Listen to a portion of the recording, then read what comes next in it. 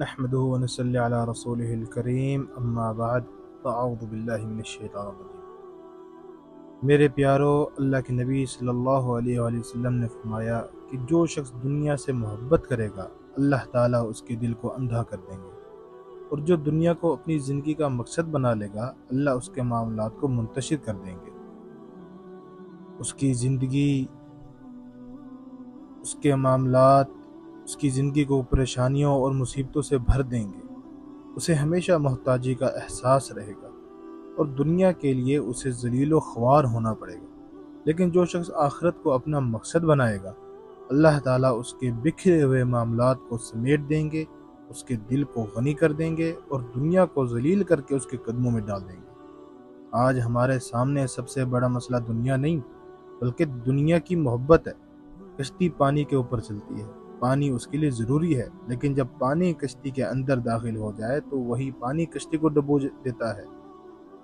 اسی طرح دنیا ہمارے ہاتھ میں ہو تو نعمت ہے، لیکن دل میں اتر جائے تو ہلاکت کا سبب بن جاتی ہے۔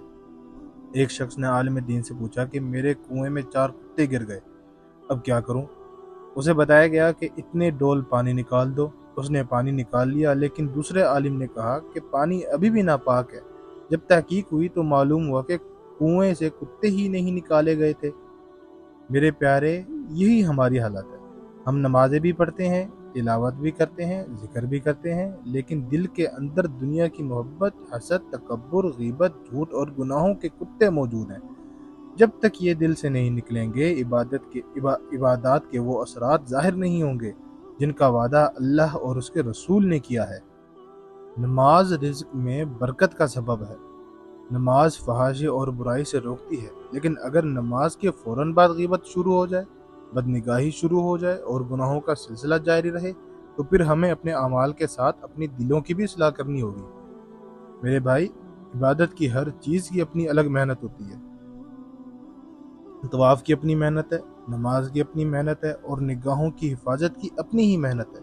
جو شخص نگاہوں کی حفاظت کی محنت نہیں کرتا وہ صرف عبادت کے زور پر گناہوں سے نہیں بچ سکتا۔ اس لیے انسان کو اپنے ظاہر کے ساتھ ساتھ اپنے باطن کی بھی حفاظت کرنی چاہیے۔ تبلیغ اور نیک ماحول کی اہمیت بھی یہی ہے کہ انسان کو گناہوں اور غفلت کے ماحول سے نکالا جائے۔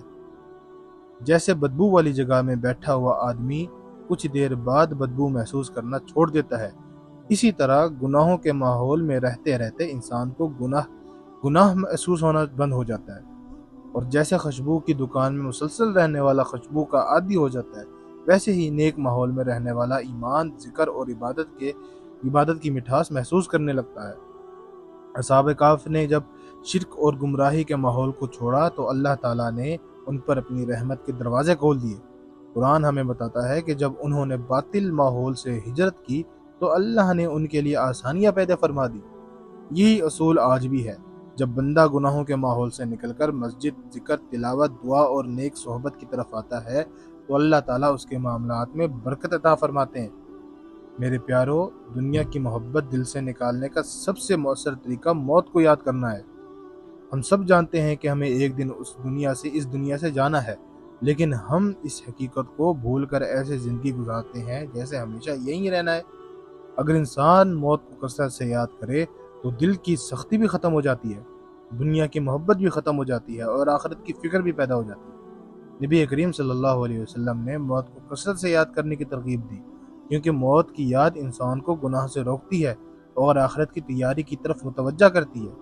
جس طرح لوہے پر زنگ لگ جاتا ہے اور اسے صاف کرنا پڑتا ہے، بالکل اسی طرح دلوں پر بھی غفلت کا زنگ پڑ جاتا ہے۔